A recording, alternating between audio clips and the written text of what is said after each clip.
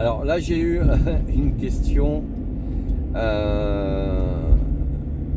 Bon, je vais quand même y répondre parce que bon, si tu suis ma chaîne et mon blog, où j'explique comment enseigner son savoir. Mais la question c'est comment enseigner son savoir. Donc bon, je vais jouer le jeu, j'y réponds. Donc j'ai fait, je crois que c'est le sujet que j'ai le plus abordé sur ma chaîne et sur mon blog. Mais bon, on va dire que de manière synthétique, je vais jouer le jeu et répondre à cette question. Alors, si tu veux, pour enseigner son savoir, donc que ça soit une compétence professionnelle ou une passion, déjà, ce qu'il faut intégrer, c'est que si tu l'as jamais fait, parce que bon, derrière la question, le sentiment que j'ai, c'est que bon, voilà, tu l'as jamais fait. Déjà, il faut que tu t'enlèves de l'esprit ce foutu syndrome de l'imposteur, c'est-à-dire de penser que tu vas être un imposteur en proposant des formations dans ton sujet, tu vois, même si tu l'as jamais été, parce que tous les formateurs ont commencé un jour, tous les enseignants ont commencé un jour, donc on est toujours débutant à un moment donné. Mais avant de commencer à enseigner, on s'est formé ou on a été formé. Donc, tu peux avoir de manière, on va dire, naturelle un don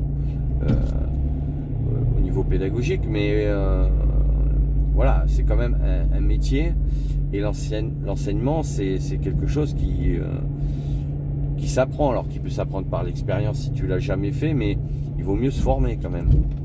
Donc là, je t'invite à aller voir mes vidéos sur comment utiliser les méthodes pédagogiques, parce que en fonction des méthodes pédagogiques que tu vas utiliser, tu vas pouvoir transmettre des connaissances d'une manière complètement différente. Et d'aller voir aussi mes vidéos sur comment organiser une séquence pédagogique, un scénario pédagogique sur une formation. Voilà, il faut que tu ailles voir mes contenus en fait, et que alors mes contenus vidéo, mais aussi mes articles. Et voilà, parce que si tu me poses la question et que tu vas pas voir les contenus, quand il va falloir que tu te formes, ça va être compliqué si tu suis pas les cours et les formations. À un moment donné, il va falloir passer à l'action, quoi. Tu vois, parce que ça va pas se faire tout seul en fait. Donc pour comment enseigner ses connaissances, à un moment donné, ça s'apprend, c'est un métier. Donc il va falloir te former pour apprendre à construire, déjà à créer des formations, savoir comment les dispenser en ligne, et aussi comment les vendre. Parce que si tu es même le meilleur pédagogue du monde, mais que tu sais pas vendre, ton expérience de business en ligne, elle va être écourtée, quoi.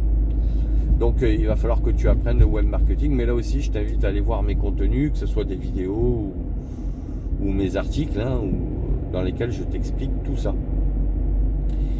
Donc voilà, je peux pas faire plus là pour le coup. Je vais pas reparler en détail de méthodes pédagogiques, web marketing.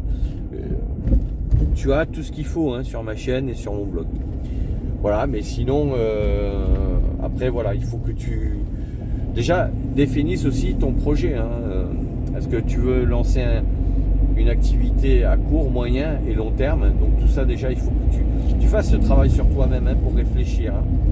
Voilà. Et à partir du moment où tu as défini ça, déjà, que tu définisses ta thématique, une fois que tu as ta thématique, voilà, et après, il faut que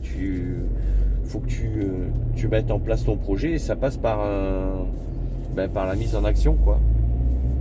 Voilà, c'est action, réaction. Voilà. Écoute, dis-moi en commentaire si j'ai répondu à ta question. Pense au petit pouce bleu, à t'abonner. Et justement, je t'invite à aller télécharger mon e-book gratuit sur comment devenir formateur en ligne, et dans lequel je t'explique tout de A à Z. Donc là déjà tu auras pas mal d'infos. Bon après voilà, il fait presque 100 pages, donc il faut que tu lises aussi, quoi. Donc voilà. Donc écoute, écouté. Je vous dis à bientôt pour d'autres sujets. Ciao, ciao.